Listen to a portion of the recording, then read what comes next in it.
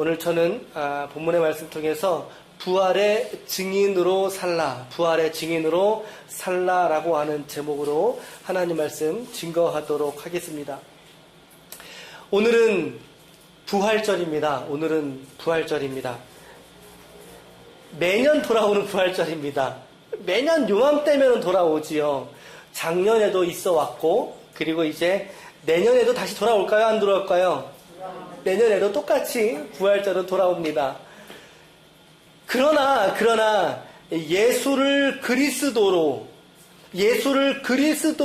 믿는 우리 참 신자들에게는 이 부활의 사건은 지금 이 시즌에만 특별히 경험해야 될 그런 종류의 1년에 한 번, 지금 이 4월달 셋째 주 1년에 한 번 있을 그러한 종류의 사건이 아니라는 것입니다. 1년에 한 번 경험해야 되는 일이 부활이 아니라는 것이죠. 물론 예수님에게는 이 죽음과 부활은 그의 평생에 몇 번이었을까요?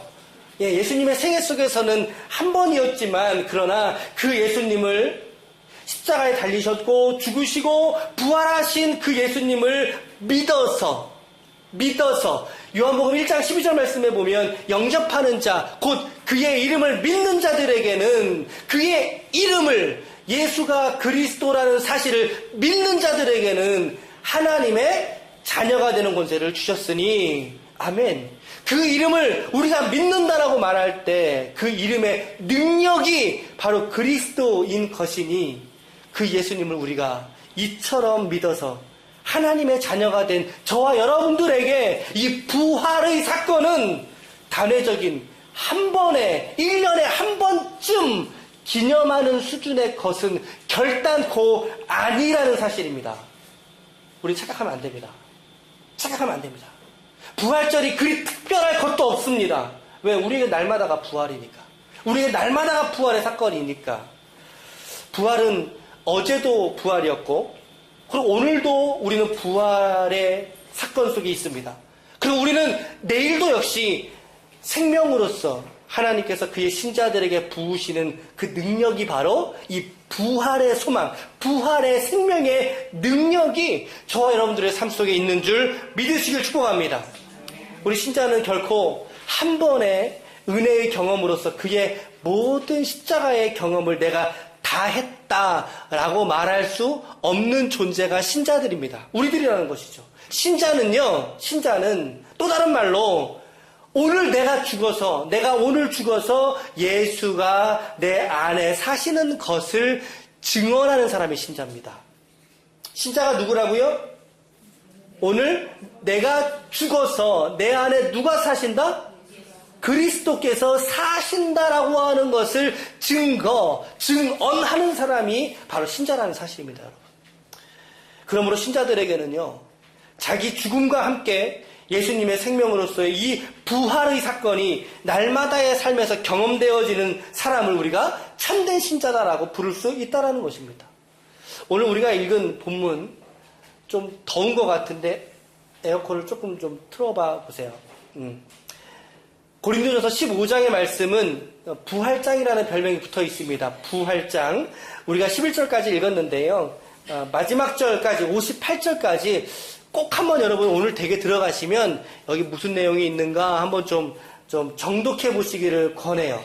오늘 설교는 1절과 2절을 중심으로 해서 십자가와 부활이라고 하는 주제 설교가 될 것 같습니다. 우리 1절과 2절 말씀 같이 함께 좀 읽어보겠습니다. 시작. 형제들아, 내가 너희에게 전한 복음을 너희에게 알게 하노니 이는 너희가 받은 것이요 또 그 가운데 선 것이라. 너희가 만일 내가 전한 그 말을 굳게 지키고 헛되이 믿지 아니하였으면 그로 말미암아 구원을 받으리라. 구원을 받으리라.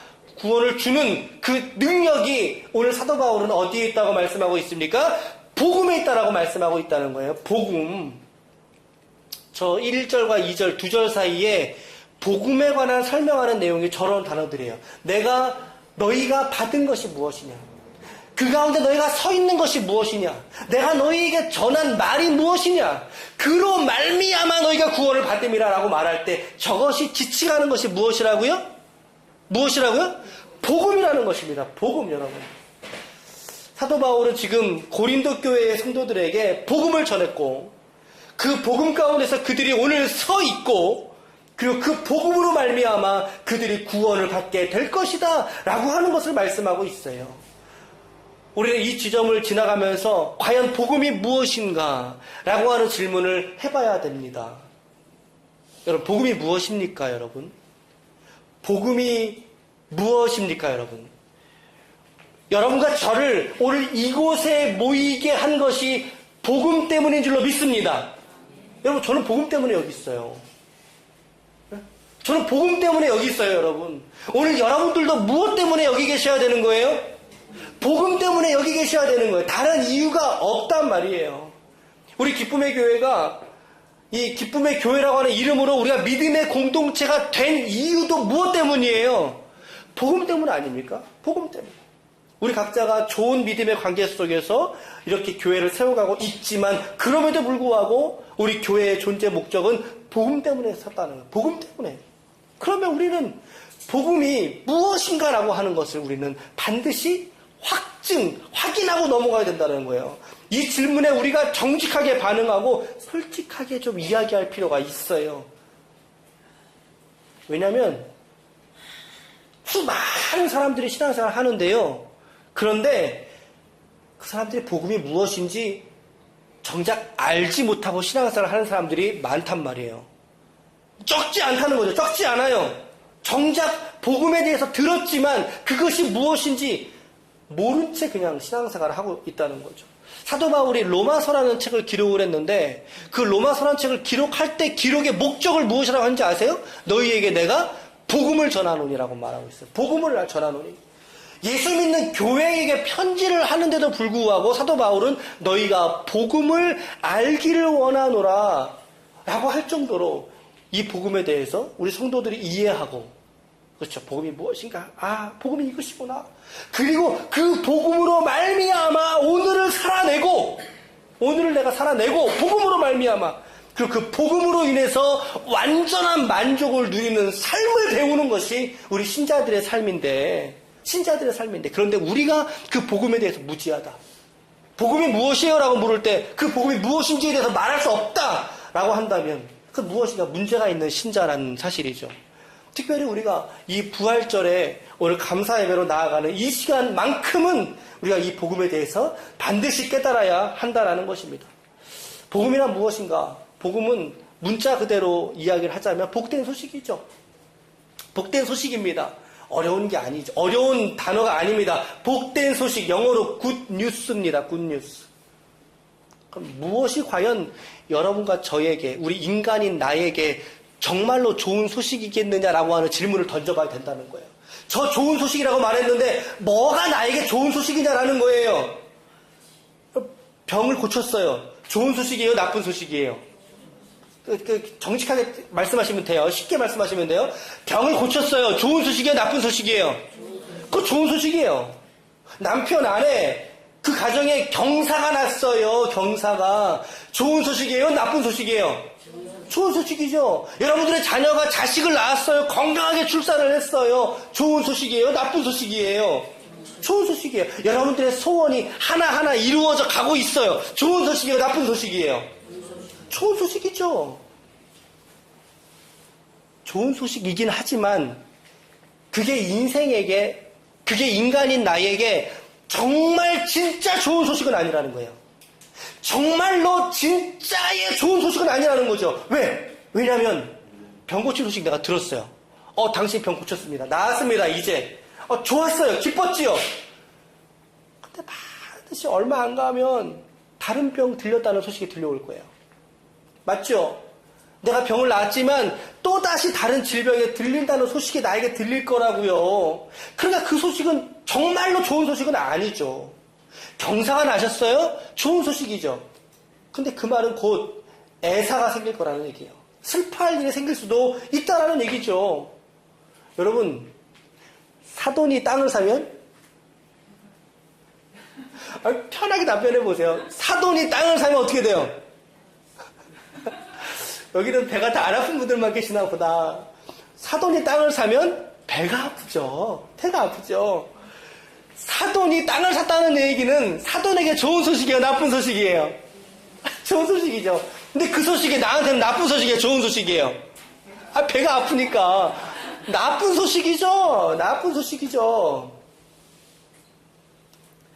이것이 기독교에서 말하는, 일명 우리 신앙, 기독교에서 말하는 그 좋은 소식이 이런 거겠어요, 여러분? 이런 종류의 것을 우리가 믿는 이 신앙에서 복음이라고 말하겠어요? 이것을 정말 좋은 소식이라고 말하겠냐는 거예요. 아니요, 그렇지 않다는 거죠, 여러분. 여러분, 예수 믿으면 복 받지 않아요. 확신합니다. 예수 믿으면 결코 이 땅에서의 복과는 어쩌면 멀어지는 삶의 시작이에요. 네, 우리는 그거 알아요. 오히려 예수 믿어서 더 고난당하죠. 예수 믿는다는 이유 때문에 세상에서 차별받지 않습니까?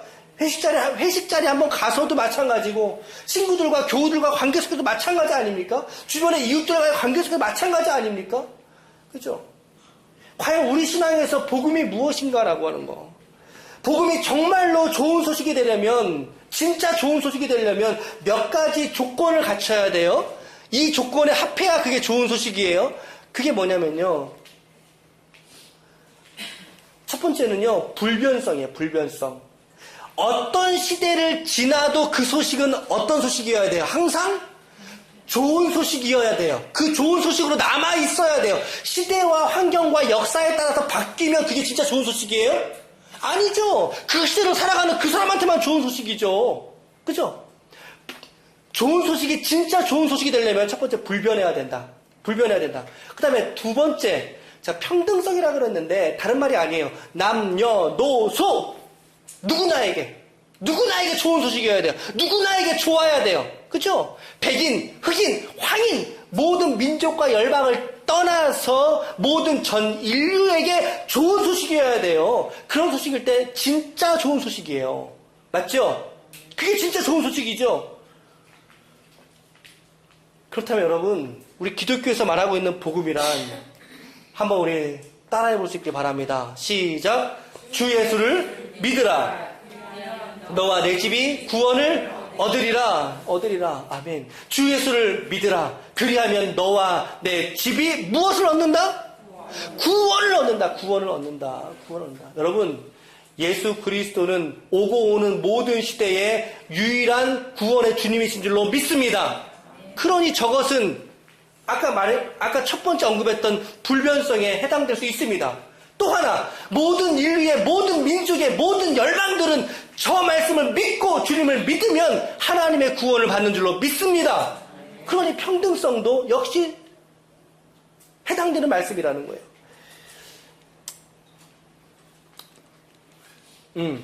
예수님께서 영원히 죽을 그 사망의 자리에서 우리를 영원히 살 생명의 자리로 옮겨와 주셨다라고 하는 믿음의 선언을 받는 것이 바로 복음이라는 것입니다. 복음. 그 복음의 핵심이 그런데 그 복음의 핵심이 바로 십자가에 있다라는 거예요. 십자가에 있다. 그 십자가가 의미하는 게 뭐겠어요? 십자가가 의미하는 게 뭘까요, 여러분? 십자가가 의미하는 게 뭐예요? 죽음이죠. 죽음의 의미가 강력하죠. 십자가에 올라가서 살아내려온 사람이 없어요. 100% 죽어요.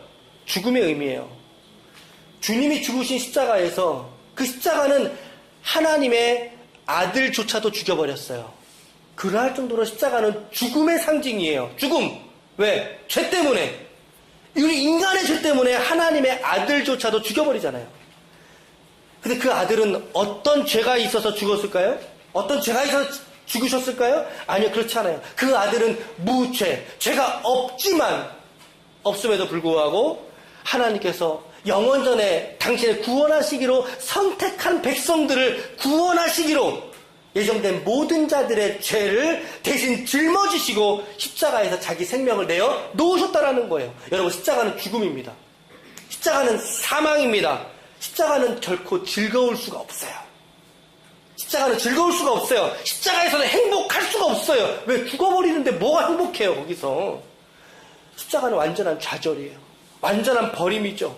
십자가는 완전한 눈물이죠. 하나님의 아들조차도 죽여버리는 능력이 십자가에 있다고요. 십자가는 사망입니다. 그런데 그 예수님의 죽음이 바로 오늘 저와 여러분, 오늘 나의 죄값의 죽음이었다는 사실이에요. 이것을 성경이 말하고 있잖아요. 이것을 같이 읽어볼게요. 시작. 그리스도의 사랑이 우리를 강권하시는도다. 우리가 생각하건대 한 사람이 모든 사람을 대신하여 죽었은즉 모든 사람이 죽은 것이라. 저 모든 사람이란 이름 속에 여러분들의 이름이 들어가야 돼요. 조영빈이 죽은 것이라 그 말입니다, 여러분. 그 말이에요. 그러니까 십자가는 뭐예요? 예수가 죽은 자리요? 똑같이 누가 죽은 자리죠? 누가 죽은 자리예요? 내가 죽은 자리예요. 내가 죽은 자리. 내가. 왜 죽어야 되죠? 내가 왜 죽어야 돼요? 말씀해 보면 죄의 싹은 사망이라고 말씀하고 있어요. 죄의 싹은 사망이다. 그런데 성경은 예수 밖에 있는 모든 인류가 다 죄인이라고 고발하지요. 같이 읽어볼게요. 시작. 모든 사람이 죄를 범하였음에 하나님의 영광에 이르지 못하더니. 저 죄의 근원은 아담으로부터 내려오는 씻을 수 없는 근본적인 죄를 말합니다. 그 죄의 값으로 모든 인간은 그 죄 가운데 허우적거리면서 사망의 길로 우리는 그저 터벅터벅 걸어가는 존재밖에 우리 되지 않다라는 거예요. 그래서 예수님이 달리신 그 십자가는 바로 예수님의 십자가임과 동시에 누구의 십자가여야 한다? 나의 십자가여야 한다. 다른 말로 내가 죽어야 한다는 거예요. 철저하게 내가 죽어야 한다. 여러분들은 오늘 십자가 위에서 죽으셨습니까? 오늘 여러분들은 십자가 위에서 죽으신 존재이십니까? 죽은 사람은 특징이 있습니다. 죽은 사람은 말을 하지가 않습니다. 그렇죠? 죽은 사람은 말을 하지 않죠. 흔들어도 때려도 그는 반응하지 않아요. 왜? 죽었으니까. 저 죽었다는 표현을 사도 요한은 이렇게 말합니다. 미쁘다 모든 사람이 받을 만한 이 말이요. 그리스도 예수께서 죄인을 구원하시려고 영빈을 구원하시려고 세상에 임하셨다 하였도다. 죄인 중에 내가 괴순이라. 바울은 자기 자신이 철저한 죄인이었고 더 나아가 그 죄인 중에서도 상죄인, 특별히 괴수라고 자기 자신을 표현하고 있습니다. 오늘 여러분들도 저 사도 바울의 고백과 동일하게 고백할 수 있으시겠습니까? 주님, 죄인 중에서도 바로 제가 상죄인이요 내가 괴수입니다 라고 하는 고백을 여러분 하나님 앞에 드릴 수 있겠습니까? 내가 죄인 중에서도 죄수다라고 말할 수 있다면 그 고백은 바로 하나님께서 오늘 저와 여러분들에게 받으시길 원하는 자기 죽음의 핵심인 줄로 믿습니다. 왜? 그 고백에서 내가 죽어야, 죄인 중에 내가 괴수입니다 라고 내가 죽는 자리에까지 나아가야 비로소 하나님께서 그 영혼 가운데 일하시기 때문입니다. 여러분, 내가 죽어야 됩니다. 여러분, 내가 죽어야 돼요. 내가 죽어서 내 심령 안에 나의 옛 자아와 나의 속사람이 비워질 때 비로소 우리가 주님의 영이신 성령으로 충만함을 덧입는 새 사람이 될 줄로 믿습니다. 생수의 강이 흐르려면 그 안에 돌덩이가 치워져야 돼요.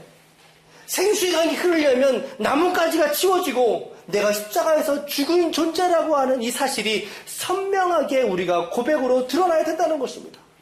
그것이 십자가가 오늘 우리에게 하는 일들이죠. 어떤 일? 너 죄인이야 이 말입니다. 너 정말 철저한 죄인인데 너 오늘 그거를 알고 사니 그 말이죠. 철저한 죄인인데 당신 그걸 오늘 알고 삽니까? 당신 너무나 완벽한 존재예요. 완벽한 죄인이어서 하나님이신 아들 예수를 당신이 죽일 만큼 이것이 깨달아질 때 십자가가 자기 십자가가 되는 거예요.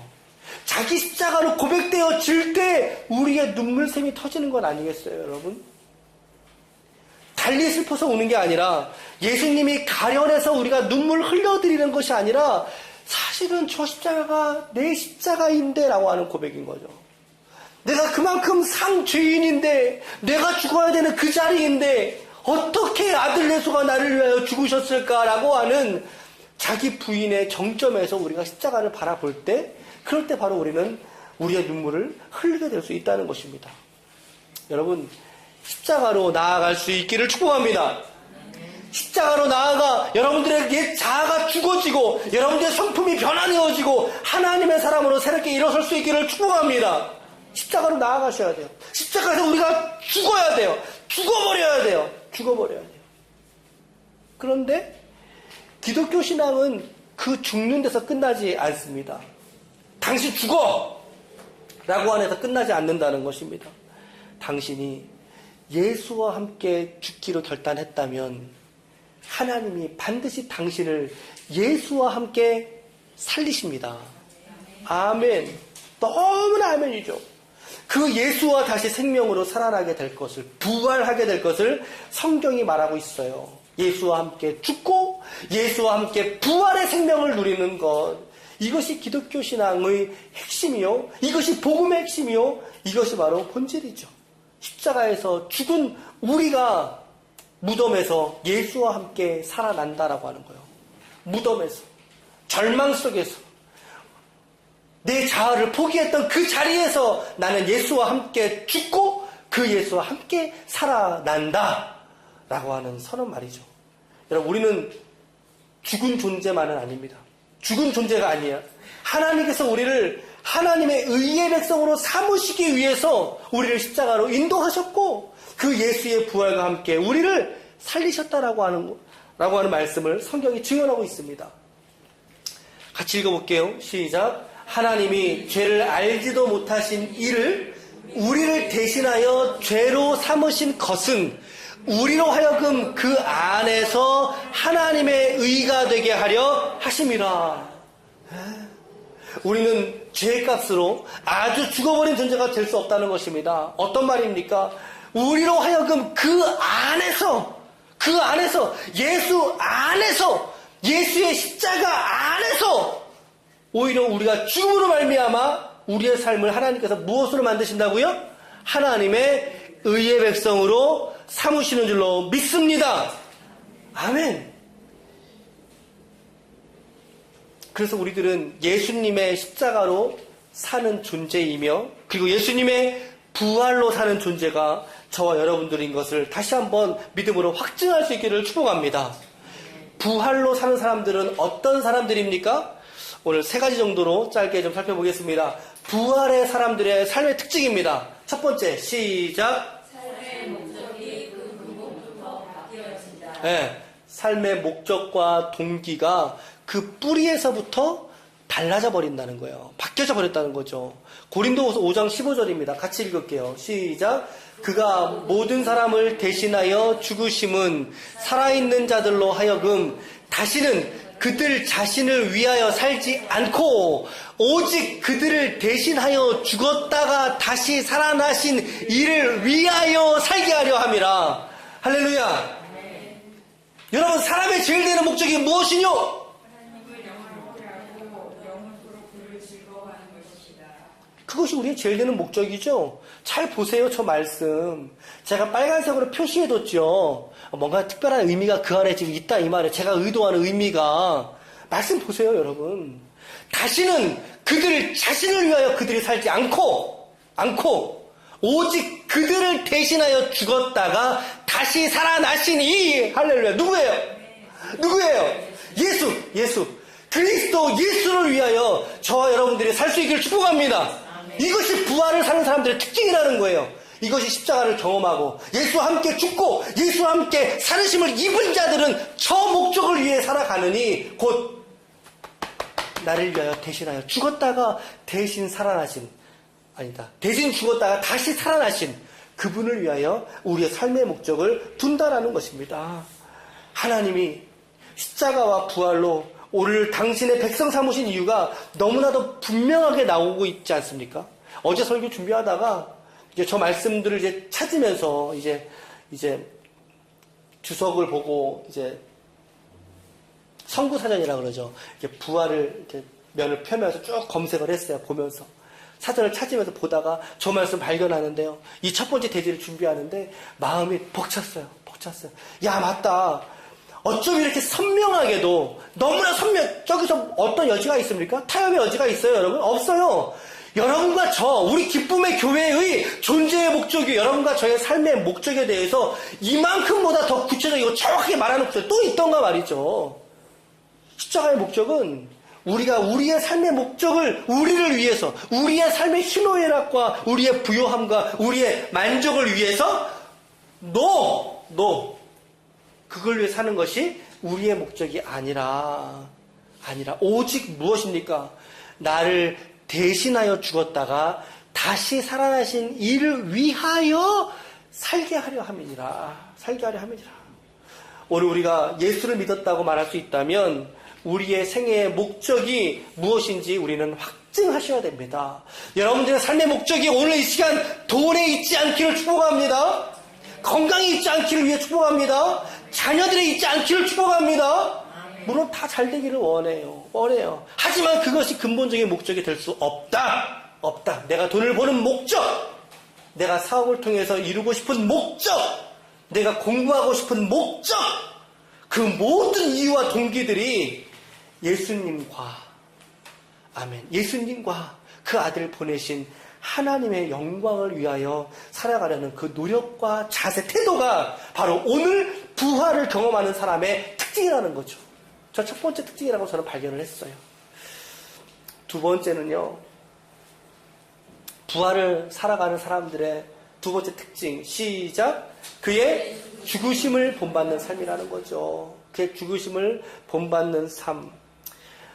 빌립보서 3장 10절 말씀입니다. 같이 읽어볼게요. 시작! 내가 그리스도와 그 부활의 권능과 그 고난의 참여함을 알고자 하여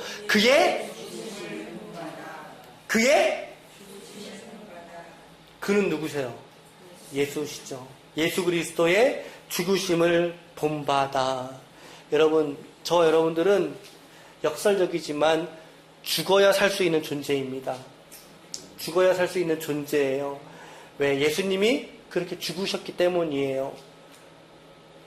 바울은 예수님의 죽음을 본받기를 원했어요. 예수님의 죽으심을 본받을 때야 비로소 오히려 그 부활의 권능을 깊이 경험할 수 있기 때문에, 말씀 그렇게 나왔잖아요. 그렇죠? 부활의 권능을 그가 참여함을 알고자 하여, 부활의 권능을 알고자 하여 오히려 거꾸로 어디로 간다고요? 죽음으로 간다는 거예요. 죽음으로. 역설적이죠. 너무 역설적이죠. 부활을 깨닫기 위해, 부활의 권능을 알기 위해 오히려 그분의 죽으심을 본받기를 원한다. 역설적입니다. 그러나 이것이 진리입니다, 여러분. 이것이 진리입니다. 죽어야 산다. 내가 죽어진 그 자리에야 비로소 부활의 권능이 능력으로 드러날 수 있다라는 거예요. 우리가 어디에 나의 죽음을 선언해야 될까요, 여러분? 무엇보다 우리의 모난 인격들이 한번 이 죽음을 선포하십시오, 여러분. 우리의 성숙되지 않은 생각과 말과 행동에, 남을 판단하는 그 판단에 저 죽음을 선포하십시오, 여러분. 대인관계 속에 내가 옳다 여겨지는 모든 일들 속에, 여러분, 이 세상에 옳은 게 어디 있어요? 주님만 옳으신 거죠. 내가 말하는 모든 것들은요, 아무리 내가 어떠한 신념, 정치적 신념, 나의 연구의 결과를 가지고 이것이 옳다라고 말할 수 있는 건 이 땅에 없습니다, 여러분. 없어요. 오직 주님만 오르세요. 오직 주님만. 주님만 오르시다는 뭐죠? 그 주님을 믿는 우리들은 주님을 위해 함께 모이면 돼요. 함께 연합하면 되는 거예요. 우리 안에 무슨 어떤 정치적 색깔이 어디에 나옵니까? 그렇지 않다라는 거죠. 다 죽여야 돼요. 남편과 아내와 자식과 부모님 앞에서 우리는 죽음을 선포해야 됩니다. 여러분, 죽으십시오.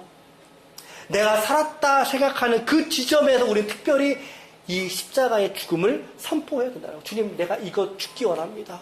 내가 죽어진 이 자리에 그리스도의 생각이 투여되고 하나님의 말씀이 들어와서 나를 변화시켜 주시옵소서라고 기도할 수 있었다는 거죠. 예수님의 뜻보다 내가 앞서는 것 있습니까? 저 죽이셔야 되는 거예요. 예수님의 의지보다 내 의지가 앞서는 게 있습니까? 그걸 십자가에 죽이셔야 된다는 거예요. 나의 자아, 내가 추구하던 나의 이상, 내 인생의 그림조차도 전부 다 하나님께 다 우리가 죽음이라고 하는 이름으로 드려야 된다는 거죠. 그럴 때 우리는 예수로 충만할 수 있다는 것입니다. 마지막 세 번째로 부활의 사람들의 삶의 특징 세 번째입니다. 시작. 예수님과 온전하게 연합한다. 온전하게 연합한다. 말씀 볼게요. 시작. 만일 우리가 그의 죽으심과 같은 모양으로 연합한 자가 되었으면 또한 그의 부활과 같은 모양으로 연합한 자도 되리라. 저는 저 말씀을 이제 세 번째 대지 본문으로 이제 잡고 이제 증거 말씀으로 잡으면서 이 말씀을 묵상하면서 딱 떠오르는 대목이 있었어요. 여러분 떠오르시는 성경 어디 대목 없으세요? 포도나무 안 떠오르세요? 요한복음 15장. 그렇죠? 요한복음 15장. 포도나무에 비유 나오잖아요. 그 장면에서 가지가 포도나무에 가지가 내가 포도나무에 주님에게 붙어 있지 않으면 그 가지는 어떻게 돼요? 말라져 떨어져서 땔감으로밖에 쓰일 수 없다라고 말하잖아요. 마찬가지라는 거예요, 여러분.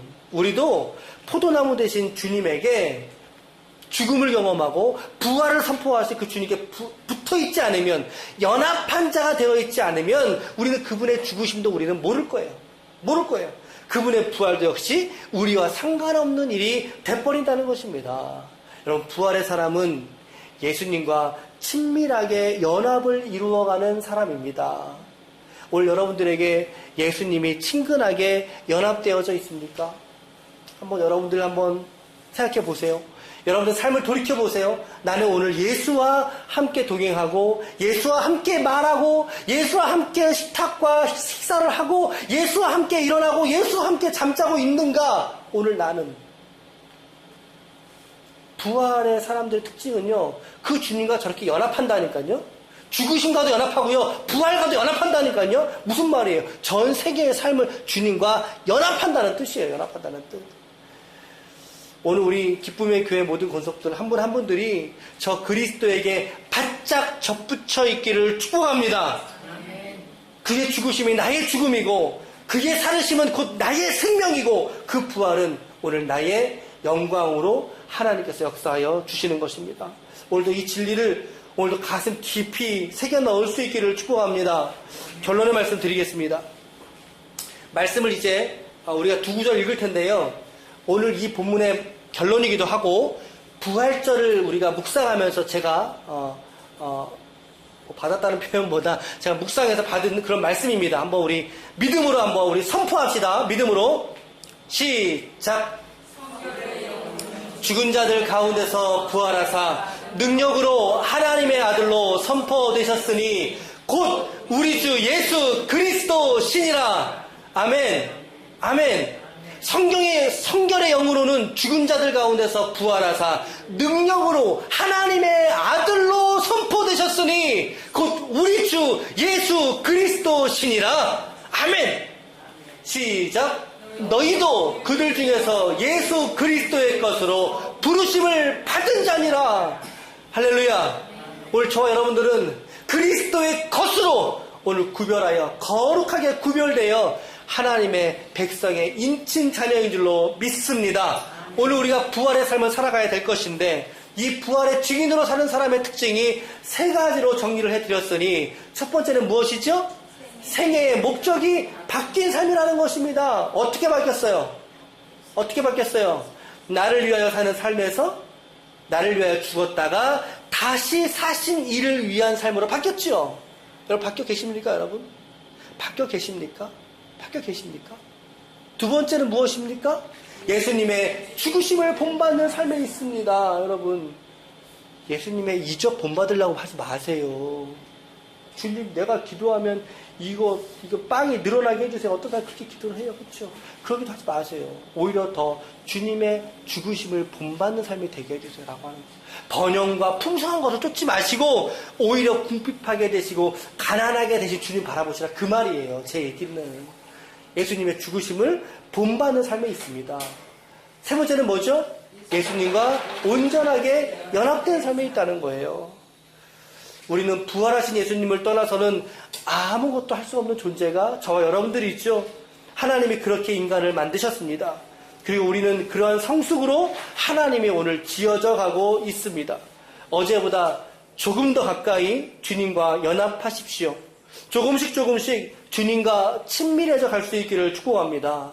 이것이 부활의 때에 우리가 추구해야 될 신앙이다. 이번 한 주간 저 말씀들을 잘 묵상하셨다가 제가 제안해드렸던 각 말씀의 구절들 있지요. 한 주간 또 묵상하셨다가 말씀을 깨닫고 은혜의 자리로 더 깊이 나올 수 있길 바랍니다. 아무쪼록 십자가의 복음의 삶과 생명의 부활로 보이신 이 능력으로 오늘을 정말 힘있게 능력있게 여러분들의 삶을 살아갈 수 있는 하나님의 거룩한 기쁨의 종들이 다 되시기를 예수님의 이름으로 축원합니다. 축원합니다. 아멘.